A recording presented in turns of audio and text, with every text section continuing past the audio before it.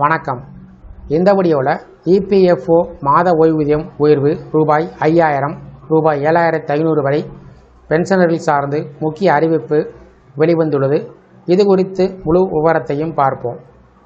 EPS 95 திட்டத்தின் கீழ் கிடைக்கக்கூடிய குறைந்தபட்ச ஓய்வூதியத்தை ரூபாய் 1000 ரூபாய் 5000 முதல் ரூபாய் 7500 வரை உயர்த்த வேண்டும் என்ற கோரிக்கை பல ஆண்டுகளாக ஓய்வூதியதாரரிடம் இருந்து வருகிறது.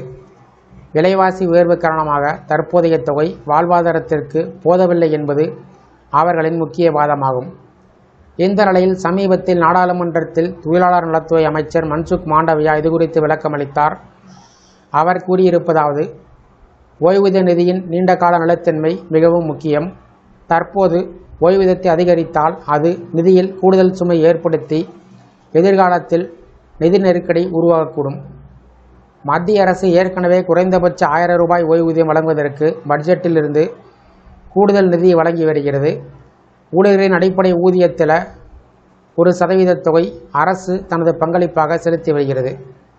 இபிஎஸ் 95 திட்டத்தின் நிதி அமைப்பு முக்கியமாக முதலாளிகளின் பங்களிப்பை சார்ந்து உள்ளது. ஊழியர்களின் அடிப்படை ஊதியத்தில் 8.33% தொகை முதலாளிகள் செலுத்துகிறார்கள். ஊழியர்கள் நேரடியாக பங்களிப்பு செய்யாததால் நிதியை கவனமாக நிர்வகிக்க வேண்டிய அவசியம் உள்ளது. இபிஎஸ் 95 திட்டத்தின் முக்கிய அம்சங்கள்: 58 வயதிற்கு பின்பு வாழ்நாள் முழுவதும் ஓய்வூதியம் வழங்கப்படும். குடும்ப ஓய்வூதியம் வழங்கும் பாதுகாப்பு உள்ளது. 50 வயதிற்கு பின்பு முன்கூட்டியே ஓய்வு பெறக்கூடிய வாய்ப்பு உள்ளது. இந்த நிலையில் ஓய்வூதியர்கள் மாதம் 1000 ரூபாய் என்பது இன்றைய விலைவாசிக்கு போதாது. கௌரவமான வாழ்க்கைக்கு குறைந்தபட்சம் ரூபாய் 5000 முதல் ரூபாய் 7500 அவசியம் என்பது கோரிக்கை. மேலும் பகத்சிங் கோஷாரி குழுவின் பரிந்துரையை அமல்படுத்த வேண்டும் என்று வலியுறுத்தியிருக்கிறார்கள்.